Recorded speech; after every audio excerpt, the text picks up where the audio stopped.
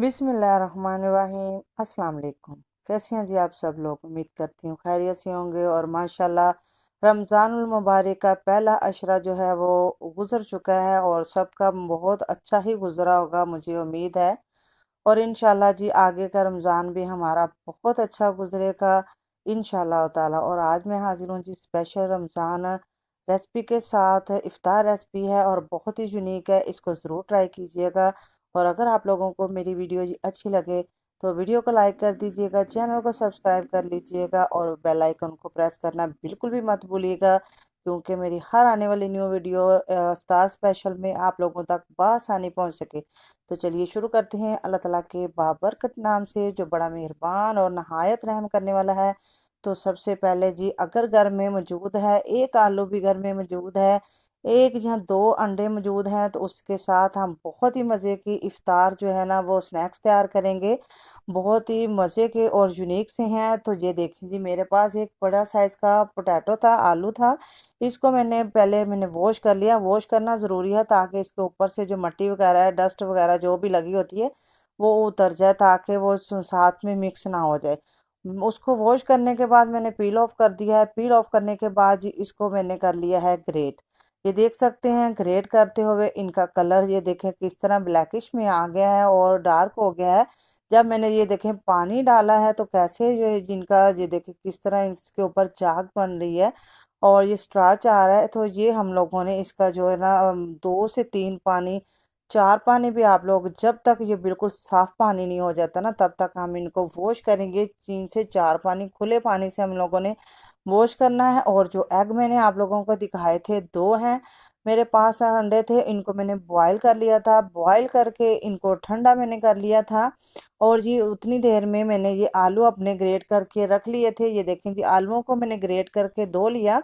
और इनका जो तमाम पानी था ना, मैंने हाथों की मदद के साथ जितना मैं निचोड़ सकती थी, ड्रेन कर सकती थी, मैंने कर दिया। ठीक है, अब जी क्या करते हैं जी, जो एग थे इनको जो पील ऑफ कर लेते हैं। इनको पील ऑफ करेंगे। ये देखें जी, अक्सर होता है कि हम एग बॉईल करते हैं तो उनके छिलके जो हैं हाँ नहीं उतरते। तो इनकी रेसिपी भी इंशाल्लाह मैं जल्दी ही अपलोड करने वाली हूँ कि आप लोगों के जिनके जो ये एग के छिलके नहीं उतरते हैं और साथ के चिपके होते हैं, सारी टिप्स और ट्रिक्स मैं आप लोगों को दूंगी। आप लोग मुझे कमेंट बॉक्स में बताइएगा। अगर आप लोगों को मेरी ये रेसिपी चाहिए होगी तो मैं ज़रूर अपलोड करूँगी। तो आप ये देखिए जी, मैंने 2 अंडे पील ऑफ कर लिए थे। इनको क्या करना है, इनको कटिंग कर लेंगे और इसको स्लाइसिस में मैं कटिंग कर लूँगी। ठीक है, ये देखिए जी, इनको हाफ किया। हाफ करने के बाद इस सेंटर में से मैंने फिर से इसको कटिंग कर लिया है और एक एग के मैंने जी 4 पीस कर दी हैं।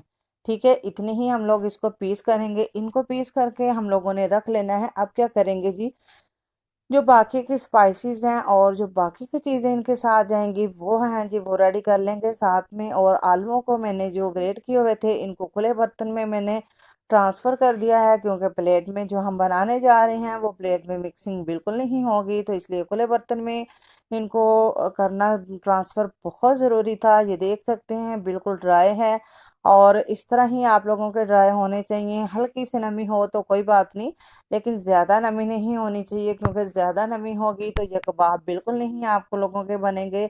और मैंने क्या किया जी, 2 मेरे पास प्याज थे और उनको मैंने स्लाइसिस में कटिंग कर लिया। 2 से 3 मेरे पास सब्ज़ मिर्चें थी और उनको मैंने कटिंग कर लिया है। देखें जी, सब्ज़ मिर्चें हैं, धनिया था और प्याज, इनको कटिंग करके बारीक बारीक और मैंने इनको वॉश करके आलूओं में डाल दिया है। अब इसमें डालेंगे जी स्पाइसेस। 1 चम्मच टीस्पून मैंने डाला है रेड मिर्चों का पाउडर। 1/4 टीस्पून मैंने डाला है जी हल्दी पाउडर और हाफ टीस्पून के करीब इसमें जाएगा नमक। ठीक है, थोड़ी सी इसमें मैं शामिल करूँगी अजवाइन। और जी थोड़ी सी इसमें 1 टीस्पून के करीब इसमें मैं शामिल करूँगी खुश्क धनिया पाउडर और ज़ीरा पाउडर। ठीक है, ये देख सकते हैं इनको मैंने दरदरा सा ही मैंने पीस लिया था जल्दी से। और इस तरह ही आप लोगों ने भी इसको पीसिएगा, इसको पाउडर फॉर्म में बिल्कुल मत डालिएगा। आप क्या करेंगे जी, हम लोगों ने इसके अगर आप लोगों ने बाइंडिंग के लिए चावलों का आटा यूज़ कर लें, कॉर्नफ्लोर यूज़ कर लें या मैदा ये यूज़ कर लें, बेसन, ये आप लोगों पे डिपेंड करता है। और मेरे पास बेसन था, मैंने बेसन यूज़ किया है। बेसन जो है ना हम हस्बे ज़रूरत कर लेंगे। मैंने हाफ कप मेरे पास बेसन था। और यह ख्याल कीजिएगा कि हम जब बेसन यूज़ करेंगे, चावलों का आटा या कोई भी चीज़ आप यूज़ कर रहे हैं, वो इतनी मिकदार में यूज़ नहीं करनी है कि हमें सिर्फ उसी का ही टेस्ट आए। हमारे पास जो ये वेजिस हैं इनका टेस्ट ना आए। तो हमें वेजिस का टेस्ट भी चाहिए और साथ में हमें वो भी टेस्ट चाहिए।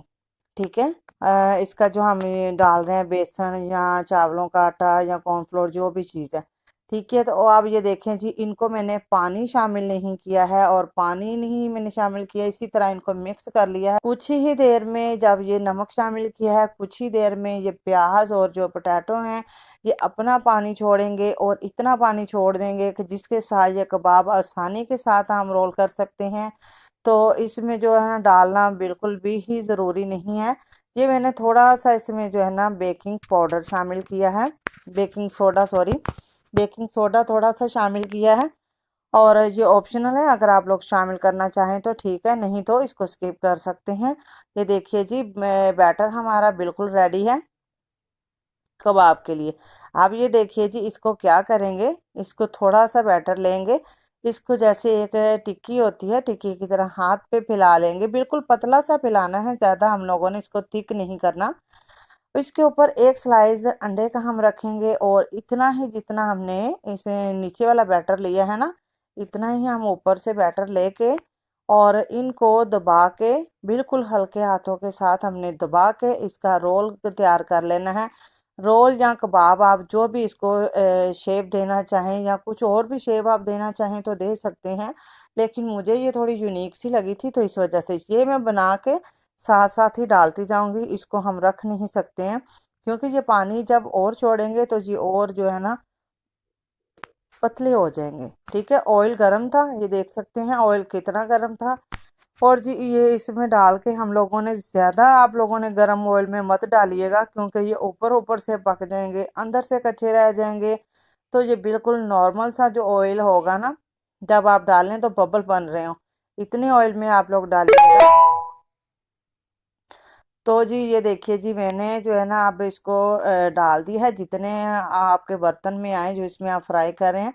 मैंने जी 3 डाले थे और साथ साथ मैं डालती जा रही हूँ। और जो तैयार हो चुके थे, ये देखिए जी माशाल्लाह गोल्डन सुनहरी कलर आ गया है और बहुत ही मज़े की खुशबू आ रही है। और दिल तो चाह रहा है कि अभी से झट से इसको करें, लेकिन जी अभी इफ्तारी का टाइम नहीं हुआ, तो इस वजह से इनको जो हम लोगों को अभी हाथ रोकना पड़ेगा। इफ्तारी में कुछ ही टाइम बाकी है, बस इतना हमें इंतज़ार करना पड़ेगा कि जैसे ही इफ्तारी हो तो हम झट से इनको खाएं और इंजॉय करें। आप लोग भी इसको ज़रूर बना के अपनी इफ्तार रेसिपीज़ में इसको शामिल कीजिएगा, बनाइएगा, आपके घर वालों को उम्मीद करती हूँ बहुत पसंद आएंगे। और जी इसी तरह की मज़े मज़े की रेसिपीज़ को देखने के लिए मेरे चैनल को ज़रूर सब्सक्राइब कर लीजिएगा। अब मैं आपको मिलूँगी न्यू वीडियो में। जज़ाकल्लाह खैर।